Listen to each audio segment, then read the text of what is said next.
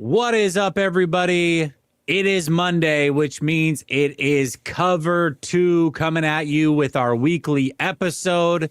And the 49ers get it done in Philly. I'm sure this man's stream was going crazy, especially at the end. Coach, how you doing, my guy? I'm feeling legendary. Hey, Jess, who's got it better than us? Who's got it better than us? Did you know, I think it was last week was like the 14-year anniversary to when we hired him, or 15-year anniversary to when we hired him. It's been that long. That's so crazy for Harbaugh, man. When we hired Harbaugh, man. Yeah, it's been I can't think of a season that maybe 2019, because we just weren't expecting them to be this good, right? Yeah. We weren't expecting them to be that good. So, like, what did we go, like, we won, like, 8 games in a row, 9 games in a row? Yeah, we started out, like, 8-0 that year, I think. That was crazy. Cap coming on in the playoffs, kind of shocking us all. Like, that was crazy. Yeah. I'm hard pressed to find a season that has had this many moments. We've had our backs against the wall proverbially the entire season. Like, not a lot of teams that we played against. It feels good, man. Now, the Eagles are an imperfect vessel, but again, I feel like we have laid the groundwork for this type of conversation with all of the shows that we've done throughout the season, Jesse, because what have we been talking about with the NFL? We've been talking about the fact that there is no juggernaut this year. There is no team that's going to really kind of wow you and knock your socks off. There's a problem with every team we face. There's something that you can go and find and identify with every team in the NFL. Nobody's perfect. There's no big bad wolf.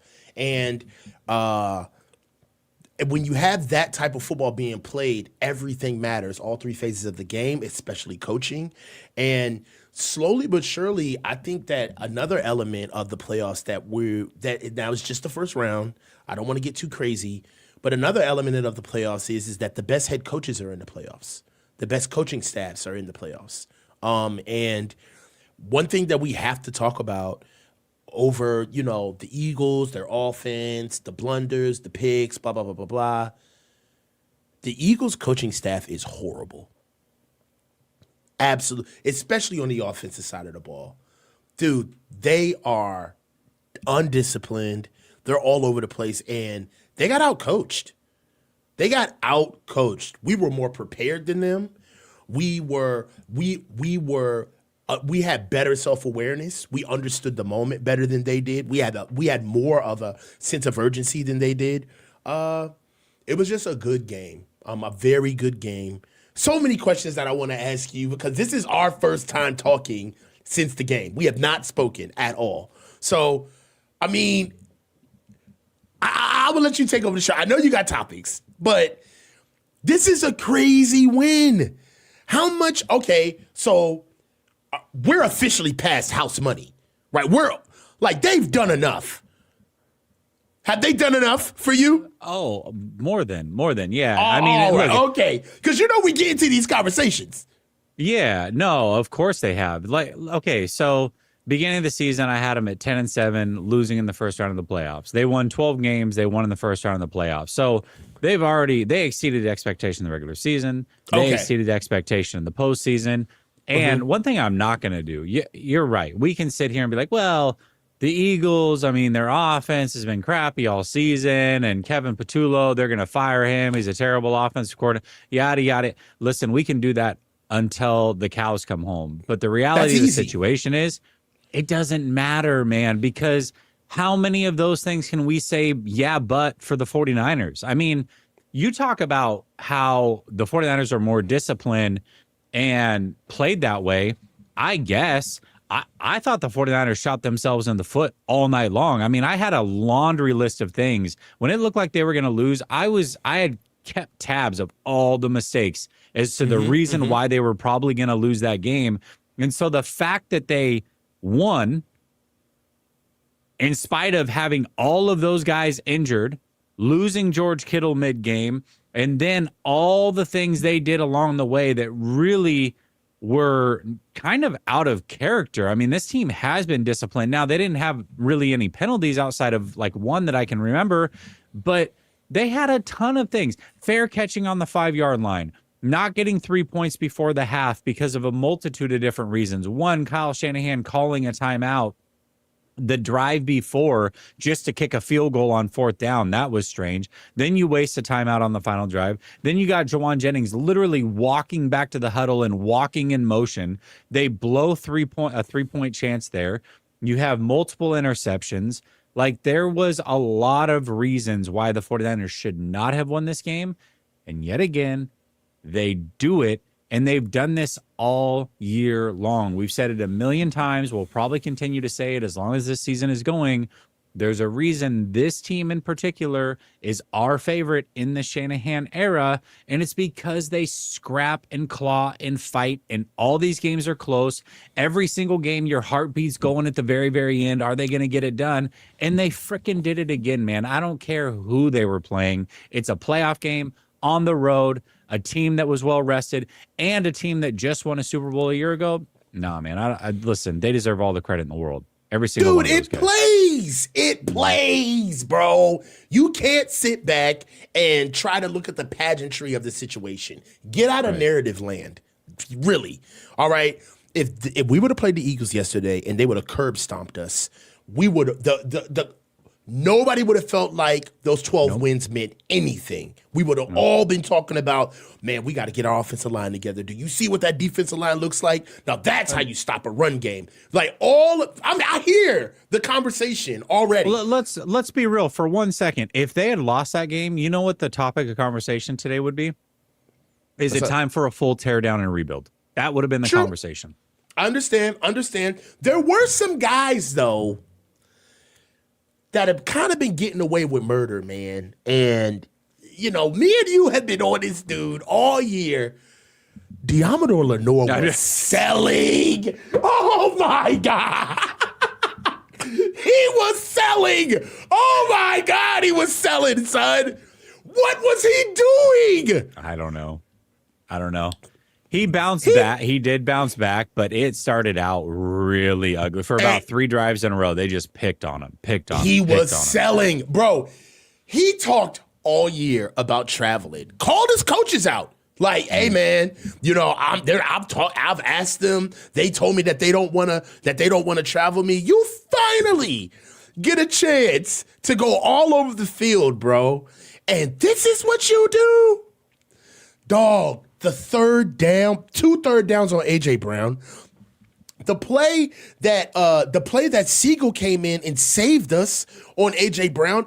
Diamador Lenore was on AJ Brown and he was beat. The other 3rd down, AJ Brown just dropped the ball, literally. Yeah. Diamador Lenore was in a first row seat, out of phase, 3 steps behind him, bro.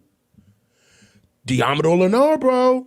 I don't know. Now, another thing that stuck out to me, Jair Brown got sat down. Jair Brown's a mixed bag, okay? At his core, Jair Brown wants to be a very good safety, okay? And he plays very hard.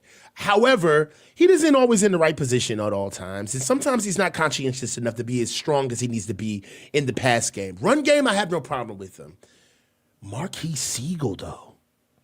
Did you see Marquis Siegel step up? Marquis Siegel came in and had multiple pass breakups, dog. Tackles, was flying all over the place. Marquis Siegel's been benched for like 5 weeks. 5-6 weeks. Comes in right away. Hey, and I gotta say this, for those of you who catch my live watch show parties, the first time I heard of this dude, he got a 15-yard unsportsmanlike conduct for face mask. And I completely laid into him. But I am here to tell you, Garrett Wallow saved us yesterday. Garrett Wallow gave us a level of professionalism at the linebacker spot that we have not seen in about a month or two. Garrett Wallow and Eric Kendricks, I don't know what type of performance that they got together. I don't know what type of conversation they had to get there. They were playing together in sync. Now, I get it. I'm not impressed with Jalen Hurts. I don't think Jalen Hurts is necessarily a good quarterback. I've been saying that for a long time, okay? I don't think that Jalen Hurts is a better quarterback than Brock Purdy. Matter of fact, I don't think it's close. So we're going to see better quarterbacks that are really going to be able to stress what these linebackers can do. But it's such a good step in the right direction, Jesse, to have guys literally come off the street and play like this at linebacker for us. Bro, they did an amazing job, especially the linebacking core. Eric Kendricks, Garrett Wallow, for me, they were kind of like my MVPs of the game. They kept making plays. It was amazing. And then Eric Kendricks finishes off the game with the PBU. It was a great game for the linebackers. You know, Robert Salah getting linebackers off the couch to play like that? Bro, man, I know it's a topic, but Salah, man. We can do it. We can talk about it. I mean, he's gone. The question is he guaranteed a head coaching job now? He has to be, right? Like, what you think about it, it wasn't just this week, and I get it. There were times, both this game and especially the Seattle game, where it was ugly, giving up chunk yards, 3rd and 17, running play. Like, we can talk about all of that, but the reality is this: in the two biggest games of the year, this defense has given up an average of 16 points. That's enough to win both of those games. They really should have won both those games if we're going off the defensive performance and what they actually ended up giving up. So, yeah, man. I mean, Robert Saleh, if he doesn't get a job, I don't know, bro. You know, he's gone. But it does seem weird because every head coach that got fired is like in the interview cycle with another team. It's like, are we just going to shuffle the same head coaches around the league? Like even Gannon just got another interview as a head coach. Okay. Yeah. I don't know. I don't see Mike McDaniel getting another job. Flores is out there. You got to look at other guys who weren't coaches before. Right. I think Flores is a really good heavy candidate to get signed right now. Everybody wants John out of Baltimore. So that's another one right there. As far as, you know, the number one offensive coordinator candidate out there, it's got to be Mike McDaniel.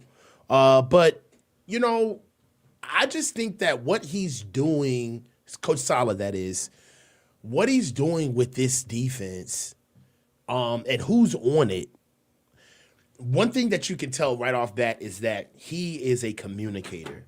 You can be the smartest person in the room, but what makes you a genius is when you can make other people as smart as you in the room, when you can teach your defense or your curriculum, that is, to your pupils. And Coach Salah, I've never been around him coaching, but one thing that I can tell by watching his guys play and just the variables around the situations in a vacuum, right? Like knowing that Eric Kendricks has only been here for a couple of weeks, that we just got Garrett Wallow up to speed, right? Understanding that these linebackers are here. Keon White's only been here for about a month.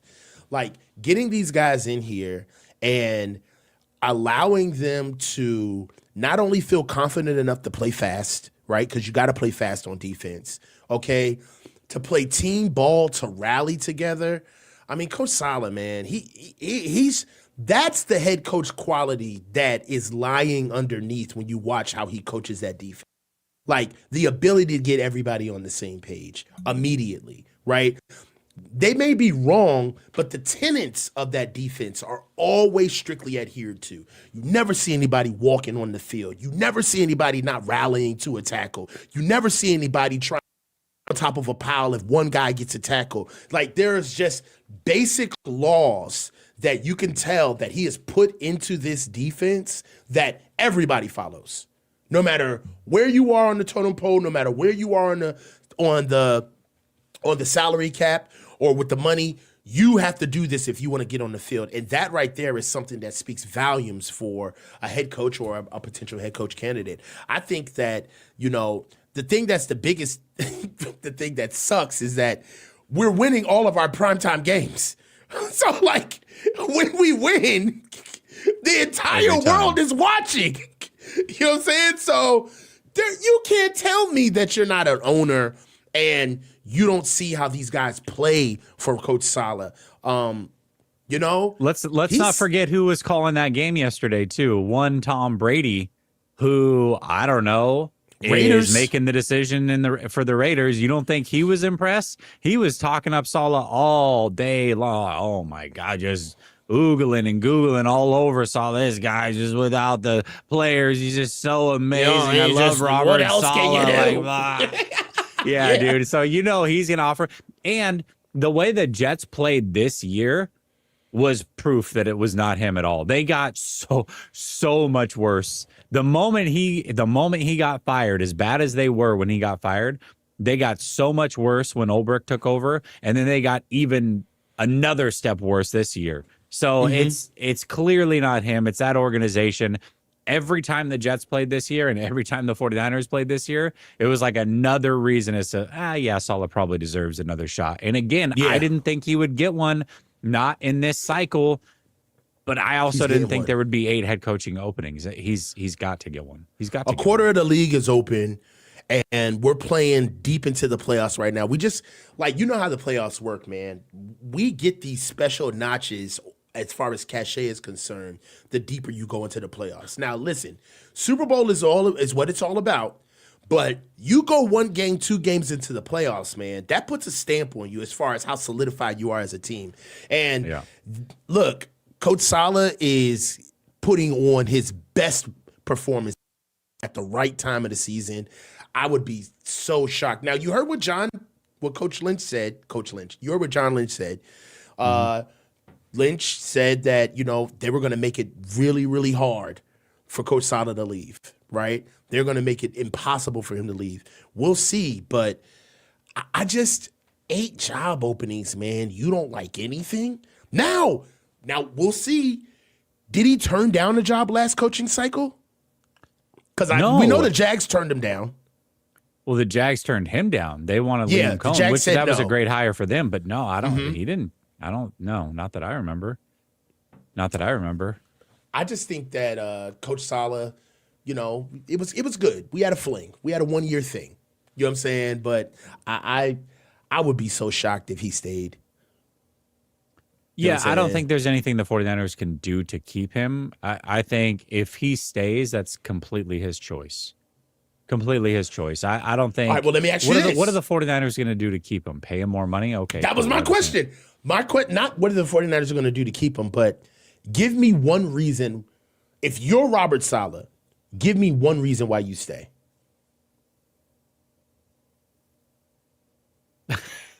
I can't think of one. Me neither. I was hoping you would come up with one. I can't think of one. Yeah, I can't think of one. He deserves to be a head coach somewhere. Look at what he did with us. Come on, bro. We don't deserve him. He deserves to be a head coach, bro. There's no way. So, I mean, listen, Salah, I would be shocked if he took the Raiders job, quite frankly. That's not, you might as well just, they're like the Jets of the West Coast. Like, there's no way. Don't do that. And you have to strike while the iron's hot. Like, if your stock is as high as it is, as Salah's probably should be right now, you never know. Like, you don't know what could happen. What if they're just as injured next year and you can't make it work? Or there's so many factors that go into it. You have to take, it's like I'll give you an example. Oregon's quarterback, Dante Moore. I love Dante Moore. I've been saying all year, he's not ready to be in the NFL all year long. And now it's the popular thing. Like, oh, he probably should, another year. They watched what happened with Indiana. But if you're going to be the second pick overall, you can't turn that down. You don't know what's going to happen next year. What if you hurt yourself? What if you regress? Like, there's no guarantees. You have to strike while the iron's hot. It is what it is. So I'll tell you this, though. You have to take it. If it's offered. All right. Okay. So let's get to it. There's 8 teams at large, right? Ravens, Cardinals, Falcons, Browns, Raiders, Dolphins, Giants, Titans. These are not sexy teams. Okay. The Ravens are. There's only 3 teams, honestly. So the Cardinals is not a sexy team. I don't think Salah would take the Cardinals job. They got a little bit of a defense there. They have no Got quarterback. some pieces. The defense. They got yeah, but pieces. no quarterback. They don't have a quarterback. So if you're you got to He'll get think like Robert cannibalized Saleh. trying to find his quarterback. He didn't have a quarterback with the Jets. That was his And that's issue. what got him so you're fired. not gonna. You can't do that again. Okay. Yeah, Okay. So all right. they So should be out. They should be. They're out. All right. Okay. So we'll save the best for last, which we already know. So Giants, no. Yeah, Even unless you believe in Jackson too Dart, adjacent. which you shouldn't. And Not yet. it's too trauma adjacent. You're in the same building, right? For sure. So Yep. Giants, no go. All right. Dolphins, hell no. They're not dedicated to defense. This is a team that clearly wants an offense. They might be in the worst position in the NFL, honestly. And their front office is salary in shambles. Wise and Tua. Yes. And that's just, no, absolutely not. Nobody wants to take to it. So we're whittling it down. Okay? Yep. So Titans. No way. Do you believe in Cam Ward? I'm not even trying to say that Cam Ward is bad, but taking on somebody else's choice to try to get him off the ground and being another defensive coach in Tennessee, they already did that with Vrabel. Hold on. I don't know. Let me check. I don't think Tennessee is a good. I don't think Tennessee is a good landing spot either. Hold on a second. I just have to look at this real quick. So here's why we have to kind of rethink things real quick. Yan Chose just took my idea because that's what I was going for. I'll look at it in a second. I don't have the chat pulled up. So the Cardinals have the 3rd pick, the Titans have the 4th pick, and the Giants have the 5th pick. So no matter what, those 3 teams we just talked about all have top 5 picks. We have to. There's only 2 first-round quarterbacks in the draft this year. Okay, I'm just saying you got to keep it in mind. Now the Raiders have the 1st pick overall. They're going to get Mendoza, right? They're going to take the kid out of Indiana, and then it's the kid out of Oregon. Then that's it. Dante Moore. Yeah, there's nobody else. There's no quarterback. This is not a quarterback's draft this year. And the Jets are probably going to get Dante Moore, and he'll start. Yeah. And so he's obviously not going to the Jets. Hell no. And the Raiders need a quarter. Yeah, but okay. So Tennessee, this is why maybe Tennessee might be appealing. If it depends on what you think of Cam Ward, and I don't really have an opinion one way or another. But what does Salah think of Cam Ward? If he thinks he can be the guy, and he can get a guy to come in and coach him and that he likes and trusts, well, Tennessee essentially, because the quarterbacks are going to go 1 and 2 most likely, Tennessee essentially has the 2nd pick in the draft. Okay. Right? So yeah, something to consider. All right. So I'm not ruling them out is all. I'm just saying Tennessee just does not seem. You don't take listen. The Jets chose Robert Saleh, but Robert Saleh also chose the Jets, right? And for me, that says something about Coach Saleh, where he understands that the Jets are a bad team, but they're in the mix, right? They're around. They're in a big city, even though they suck. They're still in a phenomenal city. And one reason why the Jets is Jesus Christ. One reason why the Jetsons. The Jetsons. The reason why the Jets seasons are always publicized so well is because of where they are. They're in New York, right? So, for sure. Which says that you got a little bit of sand if you think you want to take on the Jets job. You know what I mean? Because all of your losses are going to be all over New York Times, all over the New York Post. So Miami, I don't think that no coach really wants to go to Miami. I think whoever Miami hires is going to be that coach is going to get fired in a year. Raiders, I don't know. Mendoza, they got Brock Bowers over there. Are they going to keep Max Crosby? I mean, Robert Saleh probably. Listen, if you're Robert Saleh and the Raiders shoulder tap you, you have to have a lot of things put into place that you control. One is Max Crosby has to say, we're not trading him, just so you know. It can't happen. I want my pick of the litter at the quarterback position, whether it's Mendoza or Moore, whoever you want. That's up to him. Okay. And you're giving me a 6-year contract. So if I get fired in 1 year, I'm getting paid for 6 years. Like, there's a lot of things that he has to put into place. All right. So you do realize, though, taking the Raiders job with Coach Saleh's track record, is kind of professional suicide if it doesn't work out because he already got Zach Wilson. He's done this before. So you can't say, oh, well, Coach Salah's really never been given the pieces. It's like, dude, you've been given top of the draft carte blanche to pick your guy at quarterback twice, and you didn't get it done. You know what I mean?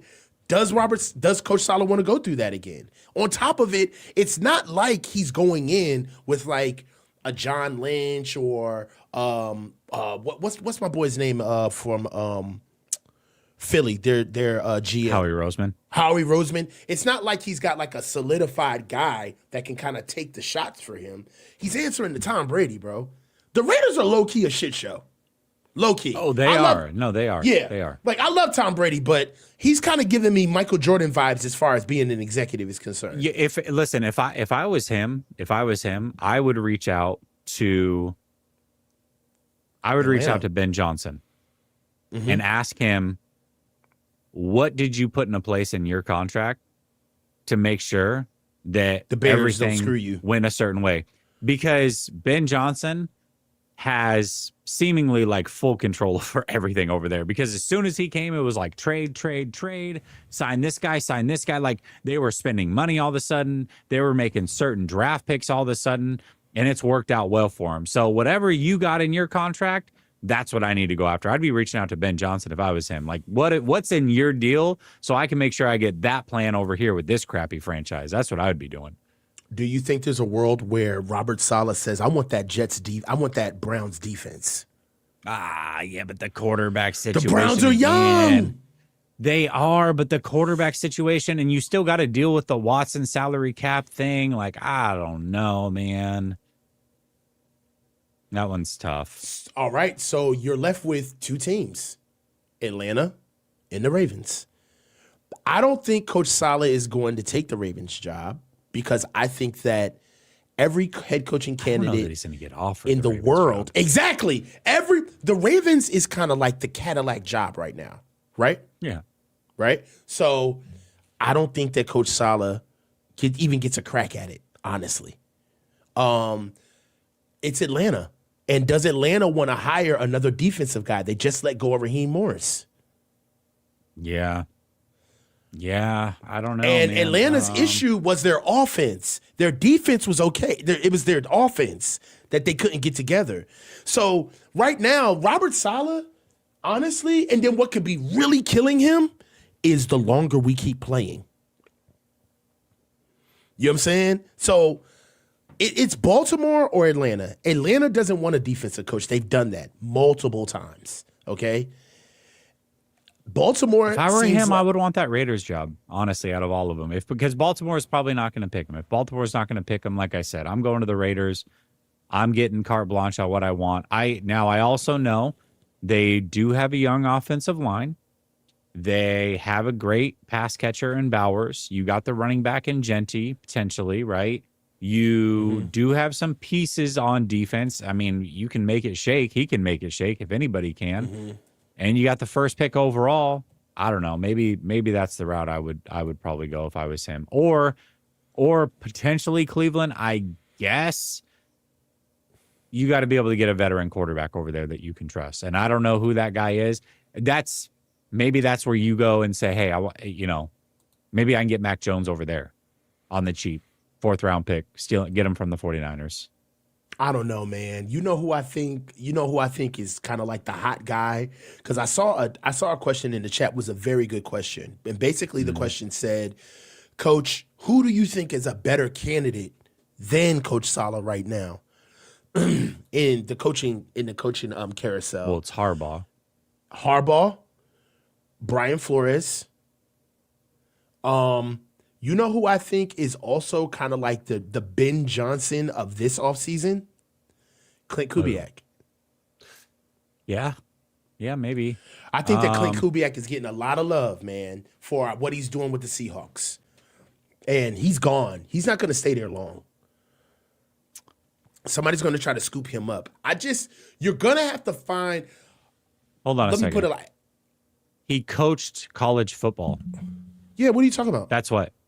He coached college football. Like, that's like, what are we actually talking about?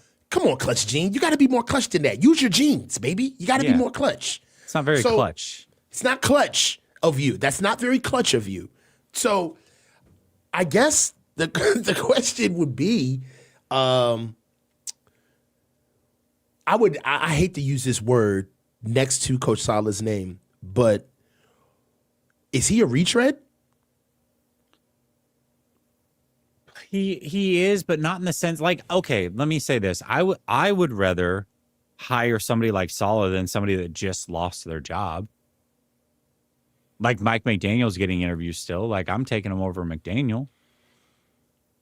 You got a year away. You got to. I don't think. I'm just gonna say this right now. I hate to even kill the argument. I don't think Mike McDaniel is in consideration for any head coaching jobs. But he got an interview. From who?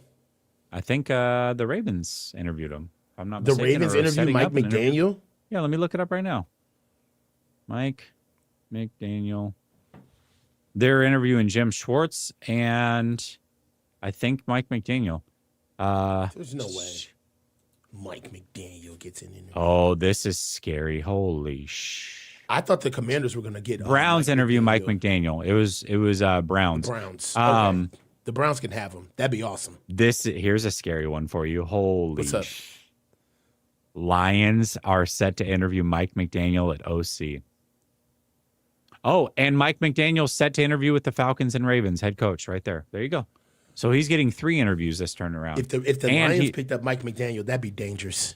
That would be dangerous. So if he doesn't get a head coaching job, but he's interviewing with the Ravens, the Falcons, and the Browns for head coach. As you can see, all of my takes, the common denominator has been why Coach Salah why he can't leave. I don't want him to leave. You just want him. It's just wishful thinking. Everything that I've been saying has just been trying to poke holes in the fact that I do not want him to leave. But somebody's going to grab him. That's just the long and short of it. Do I trust John Lynch in saying that they're going to do everything? Stick to smoking weed in dry place in a dark night. This is actually a really funny comment. It's really funny. That's a really funny comment. Hey, I will. Didn't you say this to me the other day? What? Our run game hasn't been the same since Mike McDaniel left. It hasn't. I mean, he was our run game coordinator, man. He's our run game coordinator, yeah. Dialed things up for sure for us. Let me ask you this. Is there a world where he burned that bridge? I think he's burned that bridge. I don't think he likes Kyle that much, to be frank. I don't. Okay, he did say out loud that basically Kyle drove him to be an alcoholic. Yeah. Kind of hard to come back and want to be. I'm sure Kyle would welcome him. I don't think Kyle's ego. It's funny because Kyle comes across like he's got an ego, and I know he does have an ego, but I don't think it's too big to like overlook somebody like that. I think he really, at the very least, does respect McDaniel. I just don't think McDaniel would come back here. I don't see why he would. I don't think he likes Kyle personally. Nah, the vibe will be crazy. So let's get into this. What is this? 18 games down. Yeah. Kyle is getting a shit ton of praise. How much of this is Kyle and how much of this is Robert Salah? Can it not be both? I mean, can we go 50-50? Like, I don't know, man. Like the way that it's a messy question. It's messy. It is. It is messy, but it's messy. I would have to go 51-49 in favor of Kyle if I'm going to give a tiebreaker to somebody, because Kyle's the head coach. Like, he still is the head coach, no matter how you look at it, right? And sure, Robert Saleh's done a fantastic job. Brant Boyer's done a fantastic job, which Salah suggested bringing him in. But at the same time, Kyle did hire these guys. And he's the head honcho. So you have to give him credit. Because if this team wasn't winning, he would get 99% of the blame. So if that's the case, you have to give him more credit. It wouldn't be fair to give him 99% of the blame and basically let Robert Salah run scot-free as if he doesn't get any of the blame if they were losing. So, yeah, I have to give more of it to Kyle Shanahan. I have to. So whatever that percentage is, more goes to Kyle, in my opinion. I can't do it. I can't, man. I really respect what Kyle has done this year, really. And I get it. Like he did answer my question though. Sandbagging on the Bears game to be ready offensively for the Eagles. It was clear. Completely different offense than what we saw. What Coach Salah has done, man. I mean, Fred is gone. Nick Bosa's gone. Your first round pick is gone, right? The guys who you were supposed to have, gone. Nick Martin's out for the year. Luke Gifford's gone. Your backup to Fred Warner, Tatum Bethune, gone. Your Sam, D. Winters, gone. All right? You're playing musical chairs at safety. Jair Brown got demoted, taken out, then got put in the lineup as a dime linebacker, then goes back to his original position, and he takes care of all of that. No malcontent, no lack of playing effort, all right? Having the guys prepared, all right? Also, another thing that really sticks out to me, and Kyle has done this too, so I don't want to speak on this as if Kyle hasn't done this as well. But it hasn't all been flowers. Like, Coach Salah has not called great games every game. The Atlanta game, the first half, playing off, like the Jaguars game, coming out and admitting that I needed to change. I needed to make better adjustments at halftime. And doing it. Playing games against teams where we're asking ourselves, how in God's name are we going to stop these rushing attacks? Now, we already know what we do collectively in the run game, but look at the best teams that we've seen who run the ball and what we've done against them. Bijan Robinson in Atlanta was the number one running back in the NFL before we saw him. What did he do against us when we came and played against him? Jonathan Taylor, when the Colts were running hot, with that offensive line, nasty offensive line, what did Jonathan Taylor do against us? Okay? Like, you look at the Bears. The Bears have a two-headed monster at running back. They have one of the best running attacks against us. Look at what they did against us. I mean, guys, they come in, they have a slow game against the Seahawks. They barely put up anything, and then all of a sudden, Upton Stout gets down, and then the defense falls apart. But before Upton Stout went down against the Seahawks, we were getting 3 and outs. We were coming into form. Dude, I'm sorry. This defense should not be here. This defense should not be in this stage of the season. What Coach Salah has done with this defense and getting them prepared, how many defenders, I don't even know if anybody's done the numbers on this. I wish somebody would, but how many players have played on this defense this year? I would venture to say no less than 50. If you think about that's no fit, no bro, way. No way, dude. The whole defensive line. That's way too many. Talk to me. Hear me out. At Probably week 6, 30. I remember this. I remember this specifically. At week 6, Chat is wild, bro. Stop putting the chat. Killing. Sorry, no, sorry. Some of them deserve to. At week 6, the 10 defensive linemen that we had ready for the season, we only had 4 of them. We only had 4 of them that could play, bro. Like, we brought in multiple guys. Now, 50 is definitely like a little bit hyperbole. But at the same time, Coach Salah has done so much for this defense. And I was the other way around when we asked this question because I was talking about, all of the preparation that Kyle has done to get the team together. And I was on the Kyle wave. But look, man, this defense is like, we're falling apart at the seams, bro. And to see what he's done, I got to go 51-49 Robert Salah. I just think that,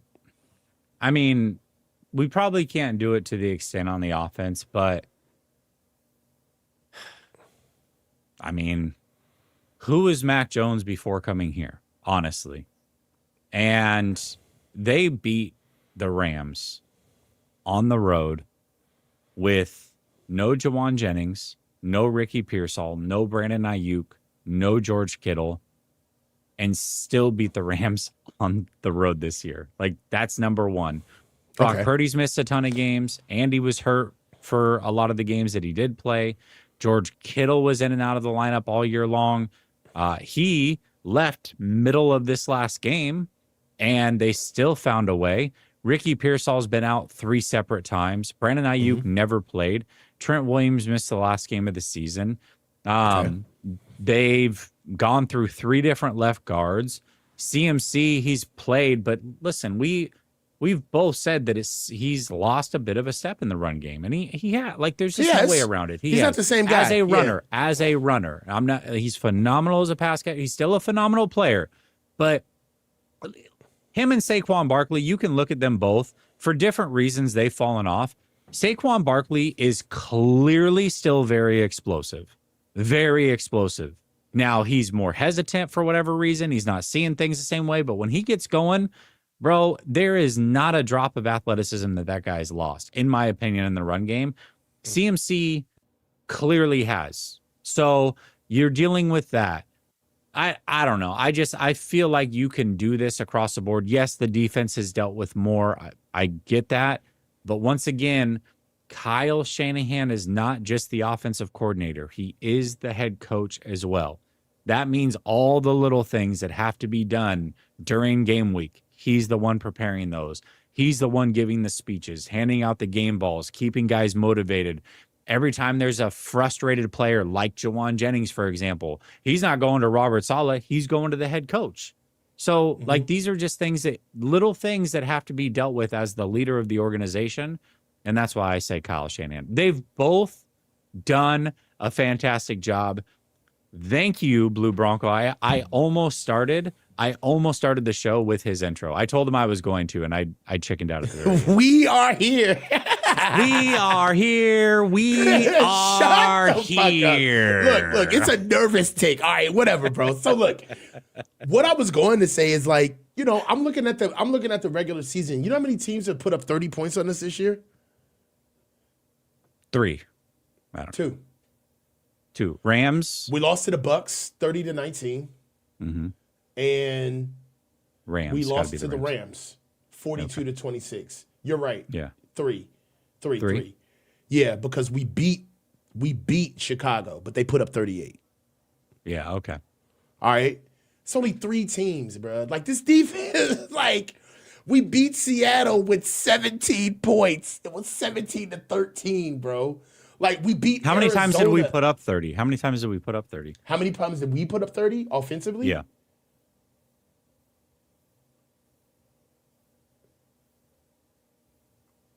Five. How many times did we hold teams under 20? Because I feel like that's a fair measure. Teams under 20? Yeah. 1, 2. Yeah.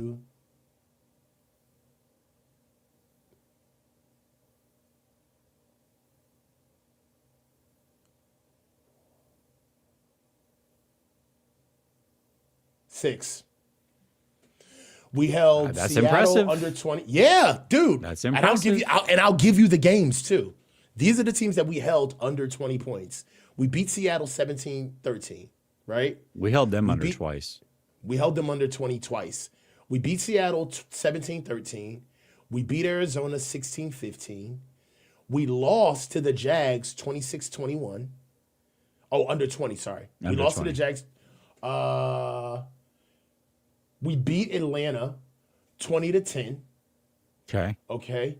We beat the Panthers 20-9. Okay. We beat the Browns 26-8. Okay. And we lost to the Seahawks 13-3. So that's 6 games. Yeah. It's 6 games, bro. You see what I'm saying? So it's impressive. it's a lot. It's impressive. They both can we just say they've both done a fantastic job? They both done a great that's job. really. That's the crux of the argument is sure, we're choosing one over the other, but they've both done a fantastic job. They just have. So real quick, let me hit sleeper real quick. Damn, we've been on that long? Yeah, dude, I know it's crazy. Get a 100% deposit match of up to $100 when you use promo code LSS. Link is pinned to the top of the description. You can also get a free $20 play without making a deposit when you use promo code LSS. Sleeper is the fastest fantasy growing app out there. They've been my sponsor all season long. Shout out to Sleeper for sure. Here is the picks that I made for tonight's game. I had to do it before because I didn't know if we'd get to it before the game actually kicked off. So I got Kai Fairbairn, less than 2.5 field goals made. 3 field goals is a lot in a game. Woody Marks, more than 39.5 rushing yards. That one's on sale right now. I got Boswell with more than 2 field goals made, and Metcalf with more than 4.5 receptions. It's his first game back after a 2-game suspension. I got to imagine they're going to go to him heavy. So that's $10 to win 74.20. You can tail me or you can fade me, but make sure you sign up for Sleeper using promo code LSS. All right, we got a ton of super chats. Let's get to these real quick. Damn, we do. John says, I became a member. We appreciate you, John. We appreciate you, John. Fabio. Is that like Fabio? Game ball to Kendricks and Wallow. Yeah. Hell yeah. They both played really well, man. They did. Wallow really surprised the hell out of me. Yeah. They did good, man. Let's see if they can carry it on. I mean, one part of the show that we have to get to is what the hell are we going to do with Seattle? Like that, like, okay, I get it. Philly, good. It was good to beat Philly, but now I want more. I just don't want to go home now. What do we got to do to beat Seattle? We have to be able to take their run game away from them. 13-3, they put up. It felt 13-3 felt like 31-3. Quite honestly, it never felt close. It really never felt close. They dominated, Yeah. But the turnovers in the red zone. Got to figure out a way. And another big thing is we need Ricky back for this game. Do you think he'll be back? We have to do something. We just can't roll out there with no George and nothing else. No. Ricky does need to be back. I don't know what to expect. I don't want to predict anything with his injury. To me, okay, so he had a grade 1 PCL injury that kept him out for 6 weeks, which is the maximum amount. It's a 3 to 6 week or 4 to 6 week injury. Assuming he has that again, we're coming up on, I think, week 3, which would be early for a return. So I don't know what to expect. I really don't. Any Jacob Cowing? Anything? He was a healthy scratch last game. And what is Jacob Cowing? Listen, he's a second-year player that was a late-round pick that hasn't played a snap all season long. What's he going to do? You know what I mean? I don't know. You know what I feel like, bro? I feel like Smokey counting up his re-up in front of Big Worm, bro. Like, all right, I got 10, 20, 30, 40, 50. Then I'm going to flip it around. I got 30, 40, 100, 80, 100. Like, I feel so short. Like, we don't have enough. They're going to be so motivated to play against us. They're going to want to shut the door. And then for them, it's like, you again? We already got the number 1 seed and the division championship in your crib. All right? You want to do this again? There has got to be a way. Now, if you're Kyle, is there some type of 3D chess where you're saying, I'm going to see this team again. We're going to see them again. And the last thing we want to do is put it all out there on tape. Is there? No. But I will say there is a lot of things. I'm trying to give Kyle everything. Listen, this one could be different. And the reason I think it could be very different, it will be different. I mean, every game is different itself. But the reason why this one could be different is all the pressure is on Seattle. The 49ers are playing with house money. And you've got a first-time head coach in the playoffs, as good as McDonald is. This is his first time in the playoffs as a head coach. And Sam Darnold, man, the pressure mounts every time he goes out and plays for the rest of the year. The 49ers did nothing to make sure that game was in his hands. They have to sell out. You already said it, but they have to sell out to stop the run and make Sam Darnold beat him. And if he beats them, kudos to them. You guys are great. Salute to you. Good luck. But I'm not going down without putting it in his hands at some point during that game and making him prove it. It cannot happen. It cannot happen. You have to make him prove it. Put it in his hands. Let's see what happens. Bro, if we beat these cats and go to the NFC Championship game, bro, God. Listen, this path. We got to go, bro. We have to go. I've been telling you this. The further they go, Jesse, we just have to. We have If they to go, go. if they go to the Super Bowl, man, it would be tough to say no to that. It really would, because they in this path would be the hardest, because my assumption is they're going to play the Rams in the NFC Championship. So you had to go through Philly, through Seattle, in Seattle, and then the Rams in LA. Now I get it, LA, Levi South. Yeah. I don't care. Those three teams, those were the three hardest teams that you could have played in the whole thing. Three hardest teams. So man, that's I don't know, man. That's I super feel impressive, good, bro. We Eagles, I get it. The only people that were shocked that we beat the Eagles, honestly, were some Eagles fans, because there were even Eagles fans that were not really surprised at us beating them. This offense has just been up and down all year, right? And what do you got to say about Jalen Hurts now? Yeah, I mean, listen. We can talk about Jalen Hurts, how the whatever, but the Eagles, regardless of all their problems, that's still a more impressive win than beating, in my opinion, the Bears, the Packers, or the Panthers, which means they were the third hardest team. And then the Rams and Seattle are 1 and 2 to get through. So they literally had to go through the three hardest teams to get to the Super Bowl, assuming they play the Rams the next round if they can get past Seattle. I don't know. So man. I can't let you do this. So why? Is it the OC or is it Hurts? A little bit of both. It's a little bit of both. I mean, listen, I've been pretty clear. Hurts is not my cup of tea as a quarterback. He's got his issues, but he has come through in the playoffs. He has been clutch in the playoffs, and I was never going to take that from him. But I don't know. Last night, I will say, to me personally, it was more the OC, because the way that I saw that at the end of the game, they had 1st down and 10 I think it was in the red zone or right at the edge of the red zone. Mm-hmm. They literally threw the ball beyond the sticks, I think all 4 times. Like, who does that?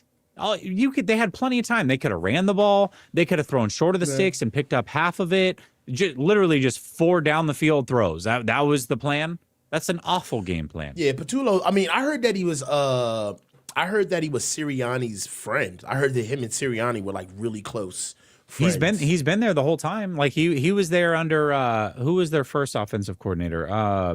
Who was the guy in Indy? Steichen. He was there under Steichen. He was just there under Kellen Moore. He was there under the coach that was terrible a couple years ago that they fired. So he's been there. He's watched it happen. It was just a natural thing. So I'm sure they want Mike McDaniel too. They should.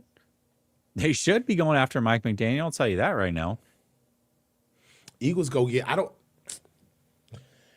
I think that there's a ceiling there with Jalen Hurts. I really. Oh, there's definitely a ceiling. Listen, I'm gonna be fair, but I think there's a ceiling. There's definitely a ceiling. I prefer Brock Purdy over him. That's all I was waiting to hear you say. We can move on. Oh, yeah. Listen, we can move on. That's all I wanted to hear you say. Honestly, I prefer Brock Purdy over all of these quarterbacks in the NFC outside of Stafford.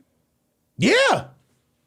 But if I was doing a ranking, I had to have Hurts above. It's like, it's again, Hurts is not my preference, but it's like, I'm not a Jay-Z fan, but he's a top 5 rapper of all time. I give respect because of what he's accomplished, but he's not. I hate Jay-Z. Brock Purdy. If Brock Purdy is the Eagles quarterback, we get smoked last night. That's a fact. If Brock Purdy is the Eagles, think about this, Jesse. If Brock Purdy is the Eagles quarterback with a run game and can sit back there and bake cakes like Jalen Hurts did all day yesterday, we get smoked. How many weapons, and that's how much support Jalen Hurts has with the Eagles. You don't think Jalen Hurts has ungodly amounts of support over there? He does. But that offensive coordinator is god awful, man. Absolutely awful. I'm sorry, bro. I get it. He is a bad offensive coordinator. I get it. But Jalen's a bad quarterback, man. He is, bro. He can't see the field, Jesse. Why are he running the ball? He could have ran the ball more. Like, he's inaccurate. All of his balls are inconsistent. When he does, all of his balls come out differently. Pause, I'm saying balls too much. But you see what I'm saying, man? Like, Jalen Hurts is inconsistent. If Jalen Hurts wasn't a power lifter, if he did not have the athleticism to put on top of the skill set, Jalen Hurts would be a goddamn H-back. Jalen Hurts is Tim Tebow's level of bad at quarterback. I go, whoa. He is! No. All he can throw is a deep ball, bro. Stop it. No. That pass, he telegraphs everything. He can only look at his first read. That pass to Devontae Smith in the flat, that was a fucking pick six, Jesse. That wasn't a pick six? Upton Stout should have took that shit to the other way around. It's gone too far. It's gone Bro, too far. Jalen Hurts is not. He's average. He's not. Listen, I get it. I'm not disagreeing. This is reversed. This is reversed. This is reversed. This is the first time I'm gonna only say this, but this is reversed. If Jalen Hurts was white, you would be telling me how trash he is. Oh, no. I'm not afraid. I'm not afraid. Listen, I've been the Justin Fields thing. I'm not afraid. I could give two. Jalen Hurts has a skin sick color is. I'm not gonna hold back. The only thing elite about Jalen Hurts is that he is a strong runner. That is it. For sure. And he's a strong leader too. I mean, that plays. It does play. But listen, as a passer, there's definitely more to be desired. But Tim Tebow, come on, man. No way. He's not that bad. He's not Tim Tebow bad. That's too much. Tim Tebow is Jalen Hurts, bro. Tim Tebow couldn't run better than Jalen Hurts. He's not. Now Tim Tebow is better than Jalen Hurts. I answer this question. The skill set. Tim Tebow was not as effective as a runner as Jalen Hurts.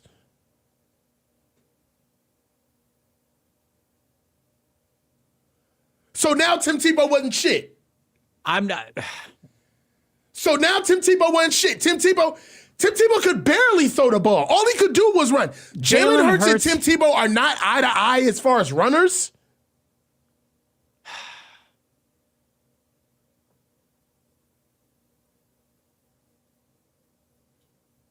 Jalen Hurts has 21 touchdowns to 4 turnovers in the playoffs. He deserves some credit, man. Like, I get it. I get. He's not your cup of tea. He's not mine either. But that's too much, man. Too much. Tim Tebow. Come on. Tim Tebow was a bad NFL quarterback. He was a freaking college legend. For everything that he brought to the game in college, Tim Tebow was a legend. He couldn't put it together in the NFL because Tim Tebow wasn't a good thrower. Okay, Tim Tebow was not accurate, but what helped Tim Tebow is he was very physical, and he could run the ball. What is the difference between what I'm saying about him and Jalen Hurts? They both went to college. As bad as Jalen Hurts is as a thrower, he's a better thrower than Tim Tebow. One would even say that Tim Tebow had a better college career than Jalen Hurts. That's fine, but Jalen Hurts is a better thrower than Tim Tebow. And I don't think they're even close in that department. As bad as Jalen Hurts is, he's certainly not on the level of Brock Purdy if we're making that comparison as a thrower. But the difference between Brock Purdy and Jalen Hurts is the same as the difference between Jalen Hurts and Tim Tebow as a thrower.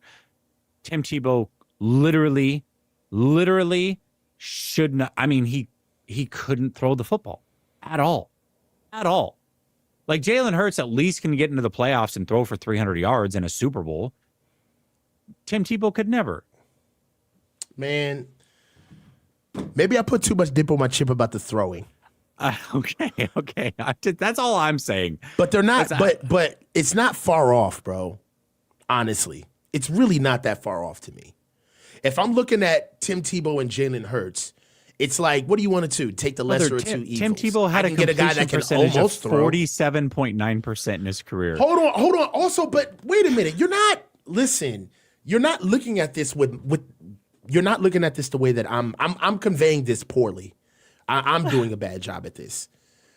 What you're looking at is what Tim Tebow did in the passing game of NFL back then.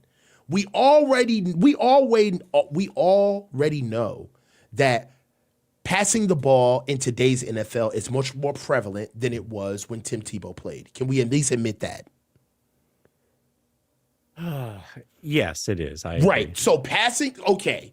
So all I'm saying is that when you're a Tim Tebow and you have mediocre to below average passing skills, in that era of football, that is something that can be coached around because we don't need you to do that much because we are big, we're physical, there's a run game, we've got other guys that can get the ball, and that won him a national championship. That took him to Heisman Trophy levels. So we can't sit here and say that Tim Tebow was so bad as a passer. He was absolutely no, he motherfucker won a national title. Okay? So you can't just say that he was doing nothing throwing the ball. For then, it was mediocre. What I'm saying is that Jalen Hurts has been the benefactor of when he started playing football, where the passing game is more prevalent for when Jalen Hurts was playing football. And even with slightly, what passing, you act like even hold on. with what Tebow passing didn't play is in now, 1963. He played in 2010. Okay, like it wasn't that long ago. That's 16 years ago. The rules started changing in 2002. It is easier now. Don't get me wrong, but not. You're acting like this is like Tim Tebow played like for the '67 Dallas Cowboys or something. I don't know. And even then, Tim Tebow was a bad passer if he played in the '60s. So, all right. So who was a better quarterback, Colin Kaepernick or Jalen Hurts? Jalen Hurts slightly, but the peaks, man. Colin Kaepernick peaks. Ooh. Jalen Hurts slightly. He's between. Listen. He's between Kaepernick and Newton. Like between the two, he's somewhere in between those two. I think Cap was better. I think the peak Cap was better. Cap would really stick his foot in the ground and be gone. Jalen Hurts don't got no top end speed like Cap had. Yeah. I'm just telling you, man. Jalen Hurts is an Cap, amazing game manager. He's got incredible poise, and I get it. I see all of the shit on the surface. But all I'm saying is that once you get around all of that stuff and get to the net, he doesn't throw the ball that much better than what a Tim Tebow did. And his running skill set is on par with what Tim Tebow did. Only thing about it is that Jalen Hurts got a good shape up and, you know what I'm saying, he puts it together a little better. But outside of that, Jalen Hurts is an average quarterback to me. Very average. I don't disagree. I don't necessarily. As a thrower, at the very least, I mean, below average. To be Hurts honest, has everything but field vision, and he's a quarterback. That's like saying he's got everything but legs, and he's a running back. Like, what the fuck? He has. Come on, he has man. everything, like, but doesn't yeah, even make sense. Listen, I agree. You had me until Tim Tebow. That's where you lost me. The Tim Tebow, I couldn't go. All right, listen, we got 33. Let's run through these.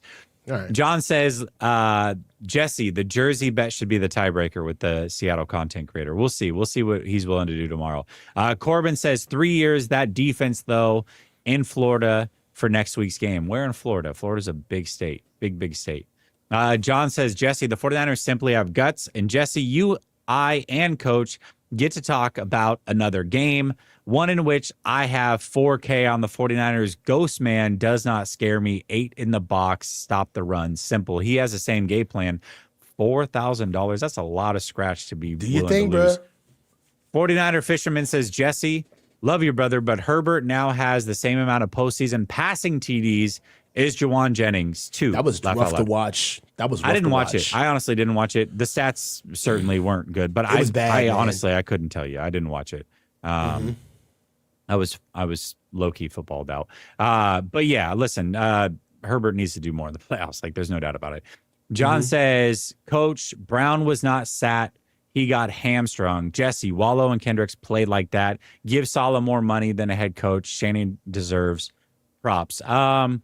Yeah, but sometimes it's not about money. Sometimes it's about the status, you know? Jordan says the NFL would make a mistake to think Salah's tenure at the Jets was a reflection on him. The Jets are just the Jets. That's I agree with that, true. too. I agree with that. Very true. Michael coming in with the 10 spot. Appreciate you. Says, Jesse, if you lose a tiebreaker bet with Brandon, you have to do an episode going hard on the electrical transformer conspiracy. Buy in, brother. Much love. Go Hawks. Dude, that thing is taking on a life of its own, hasn't it? That's I don't funny. understand how it's gotten this big. What's crazy is Chase was the first one to talk about it, and he got crapped on so hard. And then all of a sudden, like some guy that like has no skin in the game when it comes to sports was just like, scientifically, and everybody's like, yeah, it could be a thing. Chase over here like, science, science, motherfucker. Yeah. Gizmo Maltese says, am I wrong for thinking the 49ers offense would be better if they ran Brian Robinson a lot more, especially on first and second down? I don't know that you're wrong for thinking that. I think saving CMC the most you can from these car crashes is a smart bet. Double B Studio says, I lost a bet with my wife's best friend. She's a Seahawks fan. Now I doubled or nothing. I cannot lose twice in a row. You can. You can lose twice in a row. Viagra specialist. New York chance 49ers sign Darrell Taylor waiver release. I doubt it.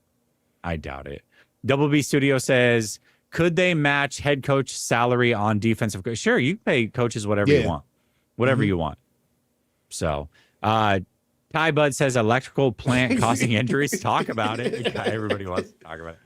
Listen, I really don't have I'm not afraid to give my opinion on that type of stuff. I just genuinely don't know enough about it. I don't want to sit up here and sound stupid. I'm in the same boat. I'm in the same boat. It's intriguing. It is intriguing. Talk about it. I'm interested. I'm definitely I just don't know what the fuck I am talking about. I don't know what I'm talking about. I don't know what I'm talking about. All Niner says, I'm enjoying the hell out of this season because it feels like we're doing the unthinkable with all these injuries. But as a fan, I'm torn because a lot of the players I've grown to love aren't playing. That I'm with you on this. We were talking yesterday in the post game, like if they won a Super Bowl, how amazing would it be? But also George Kittle not playing in the Super Bowl just feels really, really crappy. Like really crappy. Guys like George Kittle and Fred Warner, who were here for the two losses, if they don't get to play and they win, it would be a weird feeling. It would be a weird feeling. That'd be gutting.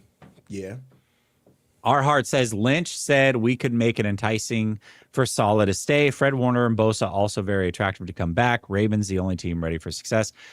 Yeah, but no matter what, listen, teams that are good usually don't have head coaching vacancies.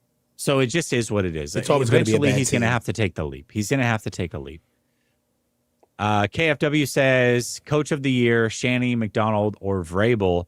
I think Vrabel. I think Vrabel deserves it. Yeah, Vrabel's doing a phenomenal job. And it's not just Drake May. It's everything. It's the defense.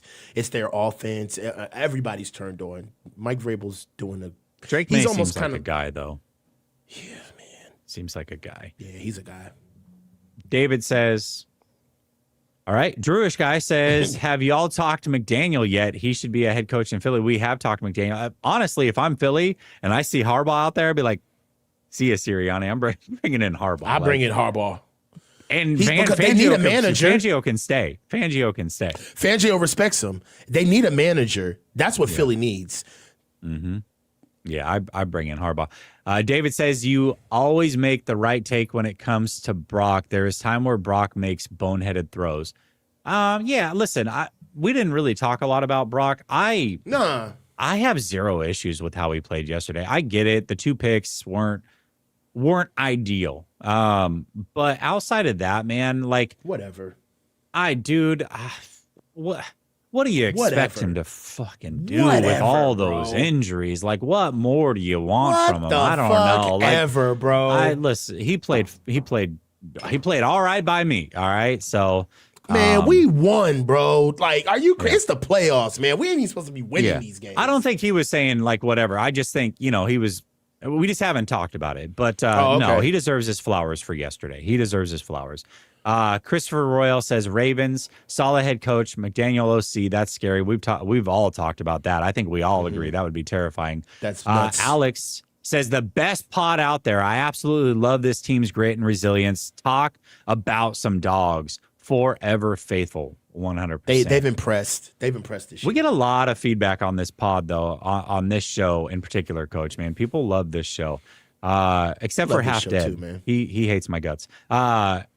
Cam's dad won says, is it just me? I feel like we have the edge against Seattle Saturday because McDonald gave us the roadmap 2 weeks ago, and we have linebackers this week. Ricky gets back or stay home forever. He's basically saying if he doesn't play, he doesn't get to play. I listen, advantage. That's strong. That's a strong suggestion. But can they close the gap? Yeah, I do think they can close the gap. All day, every day. Kim says, did y'all see Caleb's face? Stone cold killer. That man got to Dougie. He's on his way. I have to say, Caleb Williams deserves his flowers too. And how seriously he took it on the sidelines and the passion he showed. All the, he paints his fingernails and he's crying. He doesn't care about the game. All that is out the window. People got to stop with that take. That is not the case. And the, I don't know if you saw his post-game speech where he was, about to get emotional, like showing love, giving the game ball to his head coach, man. That guy's a leader. He's a true leader. Blue Bronco says, you two, Grant and Kruger in a R&B group. Color me 49. I love that. Nice. Cam's dad won. We have to do one show with the four of us just to say yes, we got to, man. I miss Larry. Let's get just one on to with say Larry. it. Cam's dad says Bourne doesn't know the plays. What the F?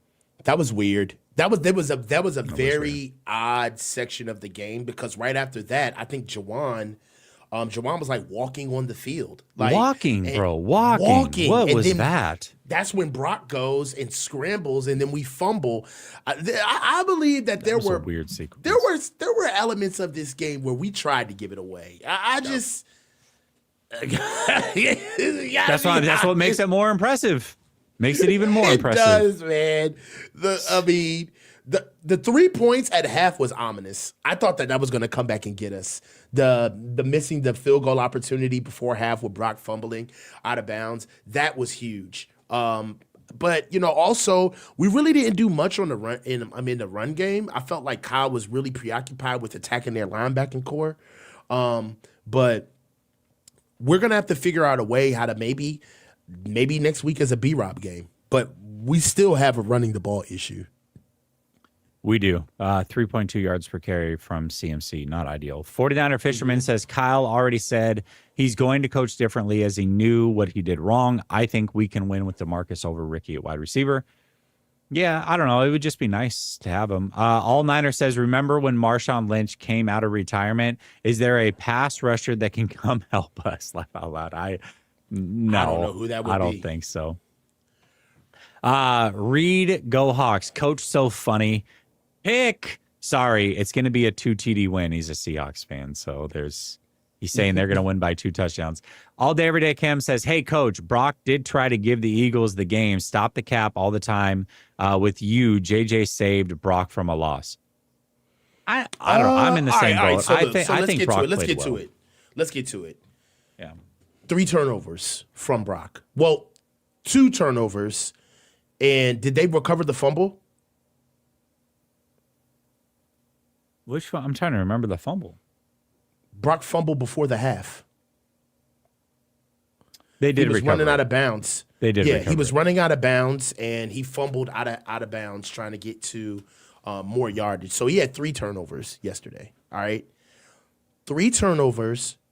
They got 3 points off of all 3 turnovers. All right, it's the playoffs, guys. Usually, that's a conversation for regular season, where you're going to see another team and these problems are just going to come up in the same way.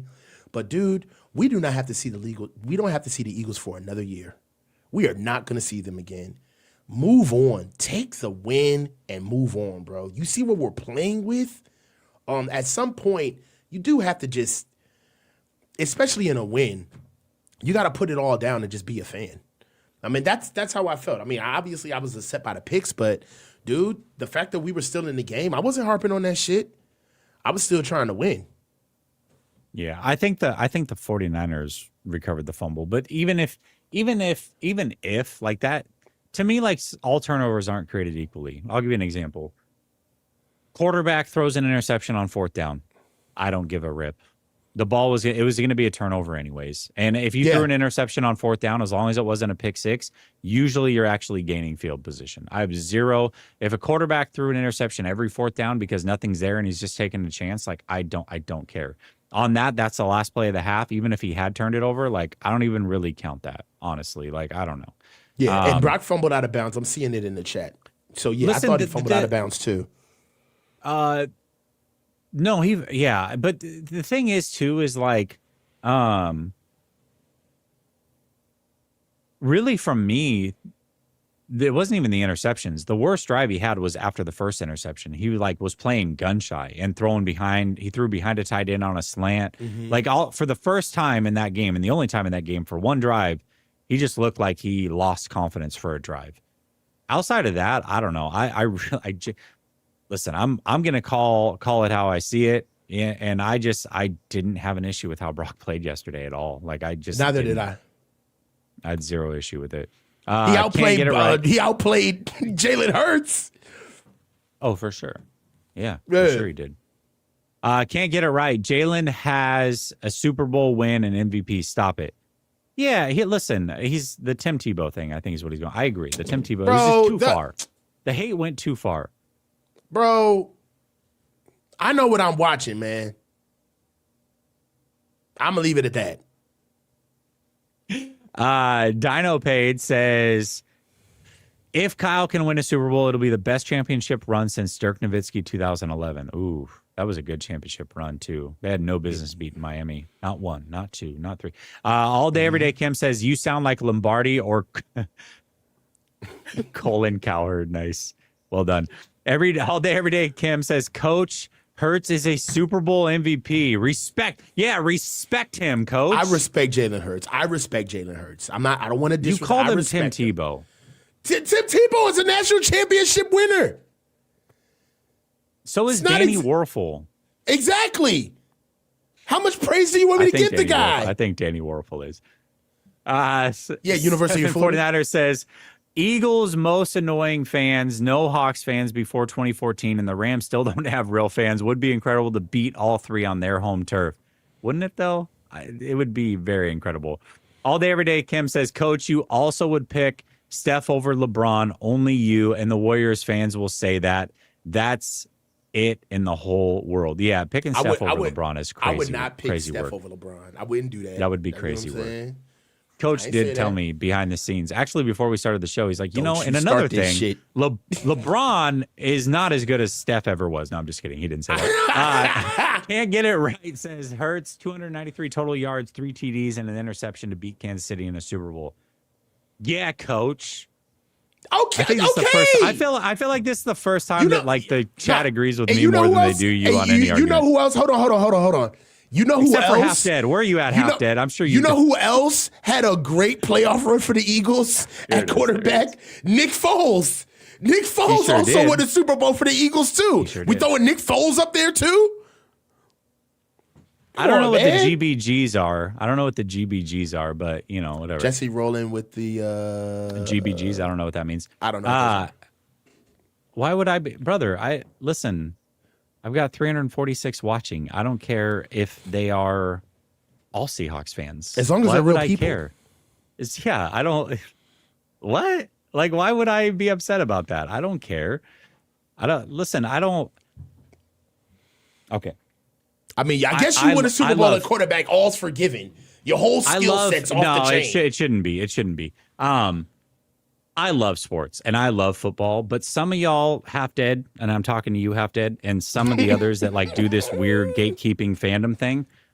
If as a grown adult, you gatekeep fandom like it's a full-time job, brother, go have kids or do something productive in this world. You got too much time on your hands. I love sports and it's supposed to be a getaway, but some of y'all really take this like it's like the end all be all. Listen, if the 49ers and the NFL folded tomorrow, life would be peachy keen for me. I feel like some of y'all it wouldn't be. Go do something. All right, so you know what I mean? Come on, it's too much. Let's have the LeBron. Let's have the LeBron conversation. It's just football at the end of the day, and you know what?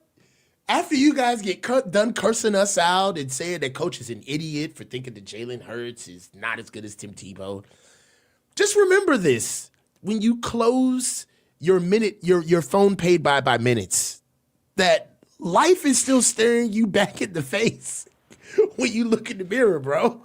Like that job, that boss, all right, that baby mama, those kids that you're not too proud of, all of them come rushing right back after you get your one-off on YouTube World. So just understand that this is not real. It's like the life. post-nut clarity. It's like you get post-nut clarity. As soon as you send that super chat and then you kind of get dunked on because the funny thing is like you get one chat that you can fire off and we get to choose whether anybody else sees it, right? Like that's the reality of it. Like I don't have to bring it up or talk about it. It's fun. I like the back and forth. So, Half Dead is like, he's like the little brother that just kind of annoys you, and you kind of just hold him at arm's length and you do whatever you want. But like the whole thing is like I choose when you get people see you, right?